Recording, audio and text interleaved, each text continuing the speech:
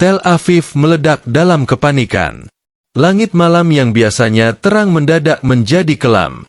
Sirine peringatan meraung, dan warga berlarian mencari perlindungan. Semua ini terjadi karena satu hal.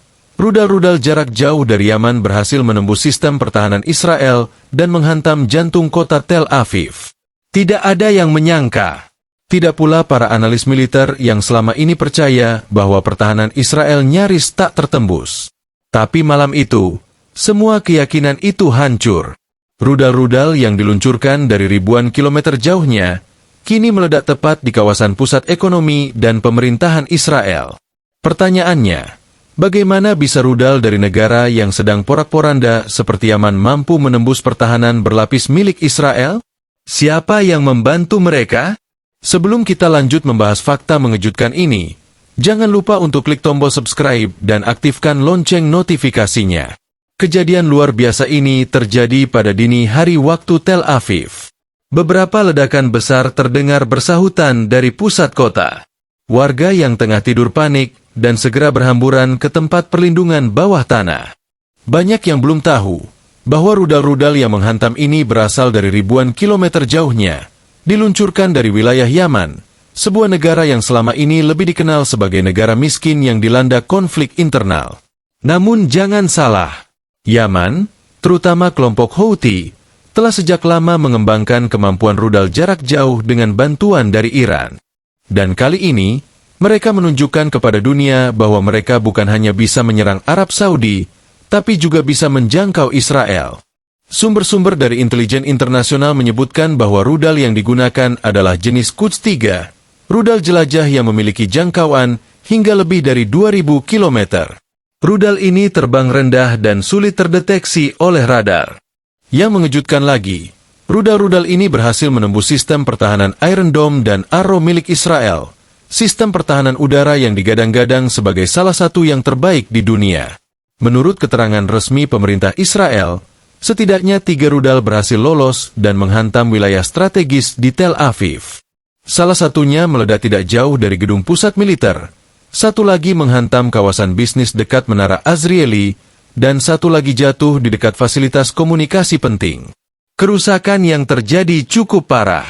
Listrik padam di beberapa blok kota, jaringan komunikasi terganggu, dan kebakaran besar terjadi di satu pusat data pemerintahan.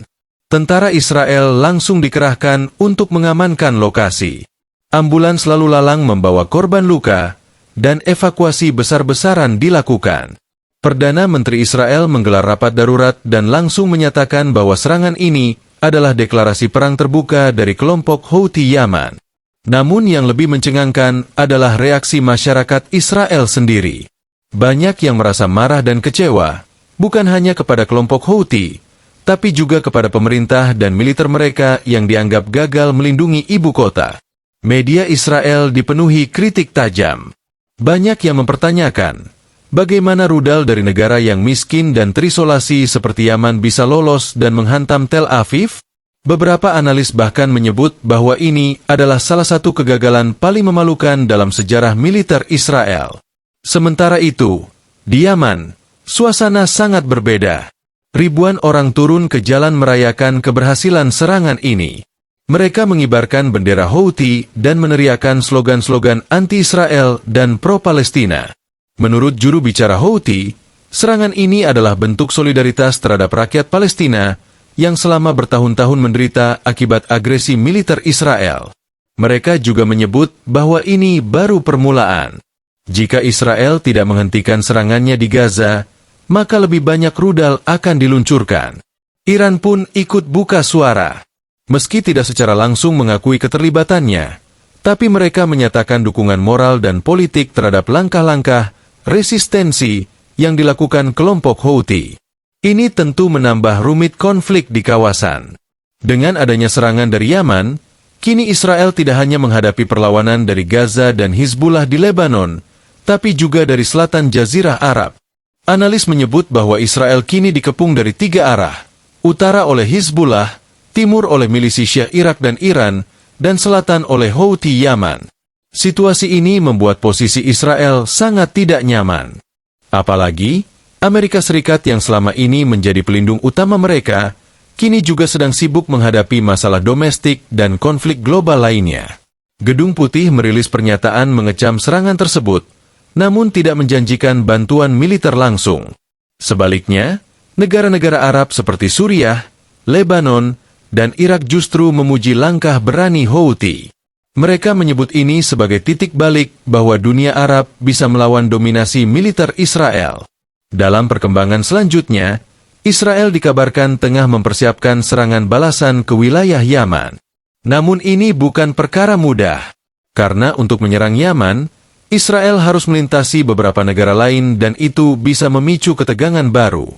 Belum lagi, serangan ke Yaman bisa memicu reaksi balasan dari Iran secara langsung, dan ini bisa meledak menjadi perang besar-besaran di Timur Tengah. Masyarakat internasional mulai panik. PBB menyerukan gencatan senjata dan dialog damai. Namun suara itu tenggelam dalam gelombang emosi dan kemarahan dari berbagai pihak. Warga Palestina menyambut kabar ini dengan penuh haru. Di Gaza, kembang api dinyalakan. Mereka merasa bahwa ada negara lain yang akhirnya benar-benar melakukan aksi nyata membela mereka. Di sisi lain, masyarakat Israel semakin tidak percaya kepada pemerintahnya. Kabar bahwa ada rudal yang lolos dan tidak bisa dicegat membuat kepercayaan publik anjlok drastis. Beberapa tokoh oposisi menyerukan pemilu dini dan mempertanyakan kelayakan para petinggi militer saat ini. Banyak warga Tel Aviv yang memilih mengungsi ke wilayah yang lebih aman. Hotel-hotel di Yerusalem dan bagian utara Israel dipenuhi oleh warga yang ingin menjauh dari jangkauan rudal Houthi. Pakar keamanan menyebut bahwa ke depan, serangan semacam ini bisa berulang dan bahkan menjadi lebih besar skalanya.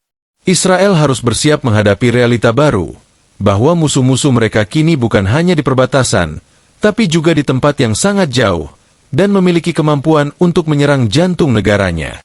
Dan ini bisa mengubah seluruh peta politik dan militer di kawasan. Israel kini berada dalam posisi sulit. Jika membalas, maka ia akan semakin banyak musuh. Jika diam, maka rakyatnya akan kehilangan kepercayaan. Satu hal yang pasti, serangan rudal dari Yaman ini adalah pukulan telak yang menyakitkan, baik secara militer, psikologis, maupun politis. Sementara itu, dunia hanya bisa menonton, menahan napas, dan bertanya, apa yang akan terjadi selanjutnya? Apakah ini awal dari perang besar di Timur Tengah? Ataukah ini hanya peringatan keras bagi Israel agar menghentikan agresinya di Gaza dan wilayah lainnya? Apapun itu, satu hal jelas, dunia sedang berubah. Poros kekuatan sedang bergeser. Dan mereka yang dulu dianggap lemah, kini mulai menunjukkan taringnya. Terima kasih sudah menyimak sampai akhir. Jangan lupa subscribe agar tidak ketinggalan update terbaru dari konflik yang terus berkembang ini. Sampai jumpa di video selanjutnya.